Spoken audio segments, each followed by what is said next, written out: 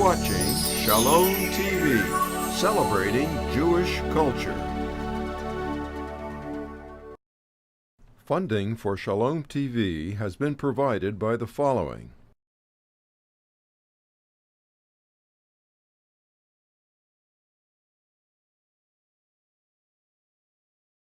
and by viewers like you.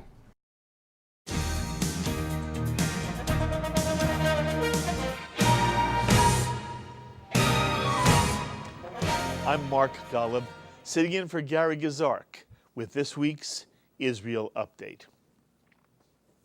The Palestinian Authority's plan to seek United Nations statehood received a push forward when the Arab League announced it will ask the UN to upgrade the Palestinian representation in the world body from observer status to full member status. Meeting in Ramallah, the Arab League also said it is calling for a formal UN recognition of East Jerusalem as the capital of the new Palestinian state on the West Bank and in the Gaza Strip. Recently, many thought the Palestinian Authority would back away from petitioning for statehood at the UN General Assembly this coming September, due to a growing number of nations who state that only negotiations can solve the conflict. The assumption was that the Palestinian Authority would ask for a limited upgrade to non-member status, which only requires the approval of the General Assembly. Full member status, on the other hand, requires the approval of the Security Council, where the United States has already said it would veto any such resolution. The Arab League acknowledges that they're facing many obstacles, but argue that the failure of the peace process to move forward compels them to seek a solution at the United Nations. Officials in Jerusalem had no immediate comment to the Arab League decision. While there may be no official Israeli response to the Arab League's promoting Palestinian statehood at the UN in September, the Israeli people seem to have some pretty strong feelings themselves, and they reveal a growing Israeli fear that Palestinian violence is in the offing. In a recent poll, a majority of Israelis now worry that a third intifada will erupt if the UN General Assembly does vote for a new Palestinian state on the West Bank and Gaza.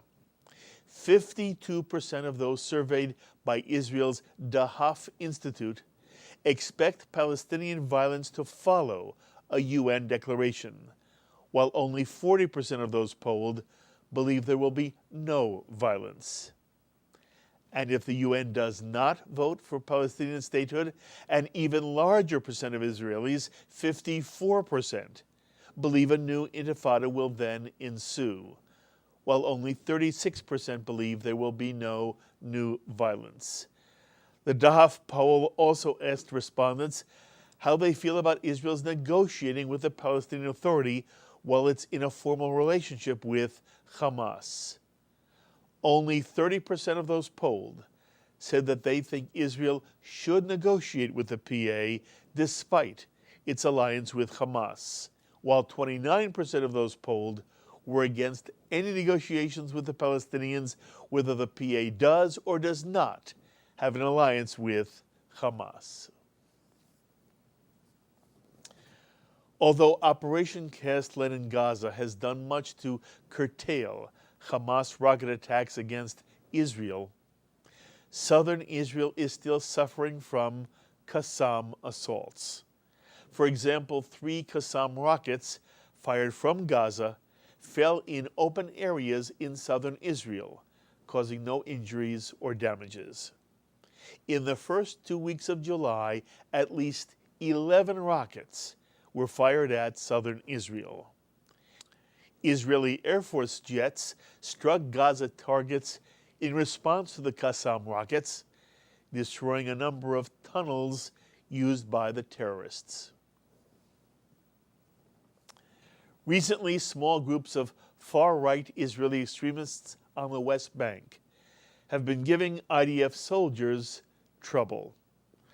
As a result, Defense Minister Ehud Barak is looking into ways of imposing emergency laws that would clamp down on these extremists, including the resurrection of a 1945 defense regulation in order to stop disturbances and harassment that's been directed against an IDF commander and his family.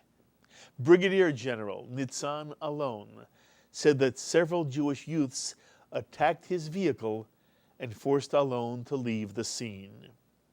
The IDF played down the incident, but IDF Chief of Staff Benny Gantz said that Israel must always keep the IDF away from politics and that Israeli officers should always be able to perform their duties.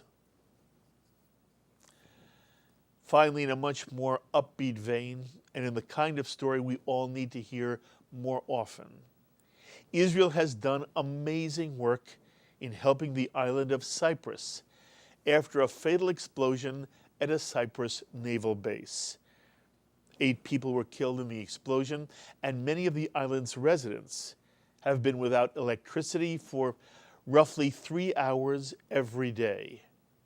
The Israeli operation was quickly organized after Cyprus officials reached out to Israel.